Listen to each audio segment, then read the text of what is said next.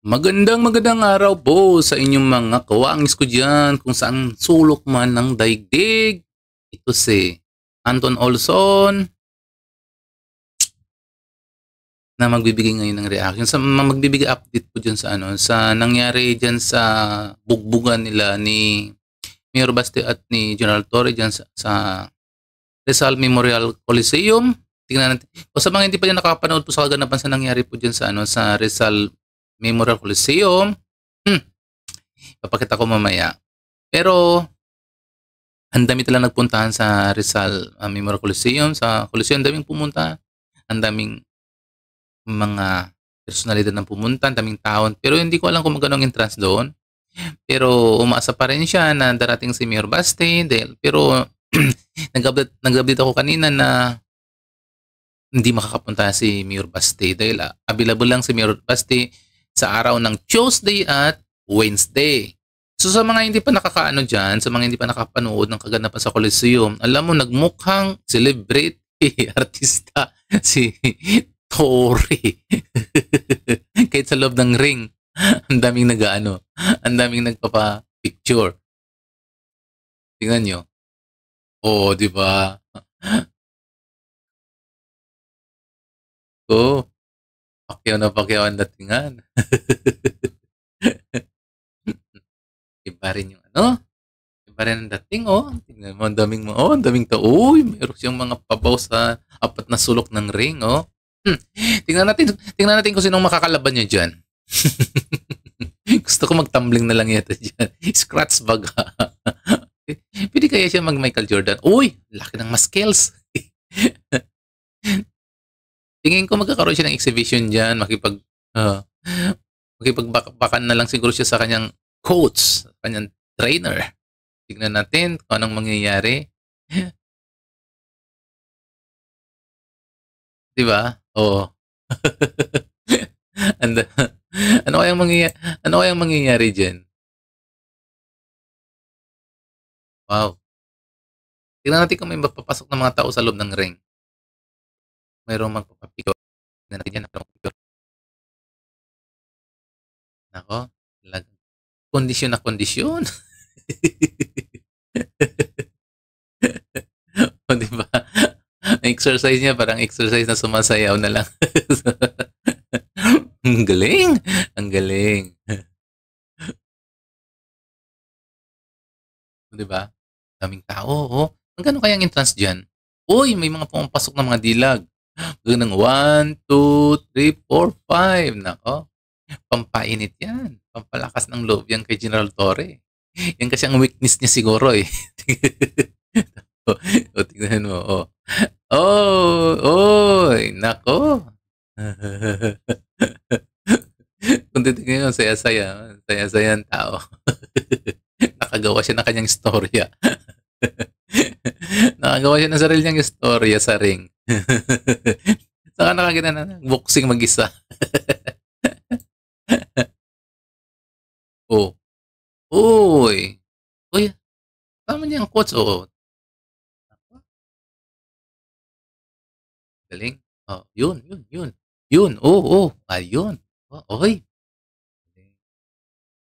Oo, oy. Nag-alisan na lang yung mga yung mga dilag, kasi parang pampalakas ng loob ni General Torre sa ring.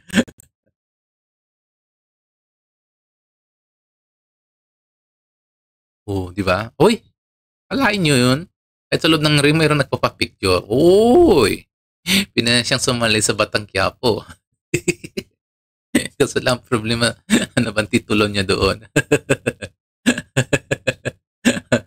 Magbigay kayo ng mga titulo kung sasali siya sa sa Batang Quiapo. Kung sasali siya ni Coco Martin, ano kaya maging titulo niya doon?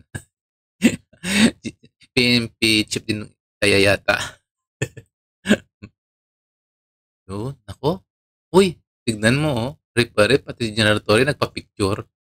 Yan pong nangyari lang kaganapan pala sa sa Coliseum, kundi magpa-picture. Oh, ayun yun ang kanyang coach. Uy, actually marunong siya sumuntok eh. Malakas pa ang katawan niya, talagang batak na batak. Kaso ang problema, Kung makakalaban mo bata, dapat mas maganda kung makakalaban niya mga kasing edad niya, 'di ba? Kung makakalaban niya po mga kasing edad niya, magandang bakbakan diyan. Kasi nga alam mo naman, iba na rin talaga ang lakas ng mga senior citizens. O may ano pa siya, eh, may lakas pa na tumatagal. Ayun.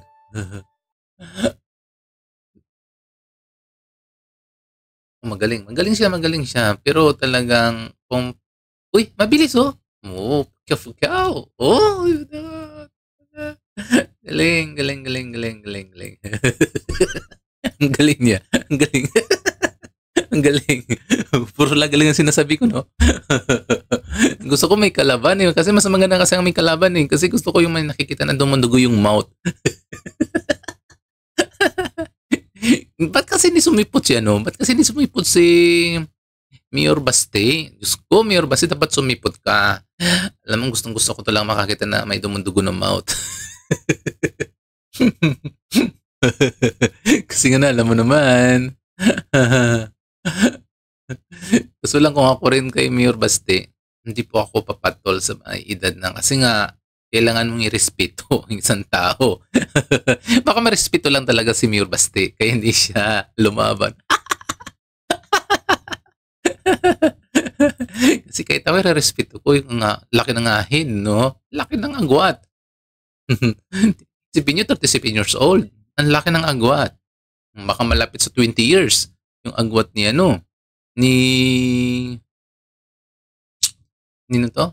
Ni General Torre. Baka, siyempre, ang nangyayari, nire-respeto rin kasi ni ano eh, ni, ni Mayor Basti.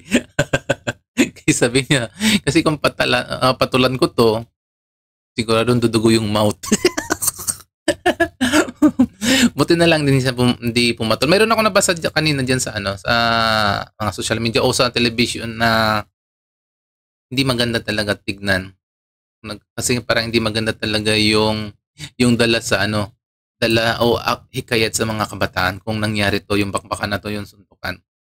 Hindi maganda daw yung magiging impact sa mga kabataan, hindi magiging maganda. Parang magiging katawa-tawa sila tignan sa mata ng mga publiko dahil ang laki ng agwat, no? Pati una-una mga isa sila sa may mga posisyon sa ano, sa gobyerno. Buti nga hindi siya pinatus ni ano, hindi pinatus ni Mayor Baste. Eh, di ba sabi naman dito, di ba ni General Torre, kapag hindi dumating si Baste, bibigay na lang siyang ayuda. Eh, parang nangyari, parang di ayuda yata eh. Picture dito, picture doon. Di ba? Init. Mainit sa bus. Pero okay lang yun. Nakabigay siya ng entertainment sa mga nanonood. Ang mahirap doon na marami na pumunta, nakabili na nakabayad na pala sa entrance o kung ticket na kung bumili ng ticket, tapos hindi siya dumating. Yun ang masaklap sa mga pumunta sa, sa Coliseum. Kasi nga, wala sila madadatnan. Buti pumunta siya. So, siguro yung kikitain na dyan, ipapamin na lang nila sa ano, sa mga salanta ng Baguio, hindi mas maganda. Pero, pero nagbigay din siya ng kasayahan ng mga ano, sa nanonood. Ganun, tabi mga magandang deal na ano.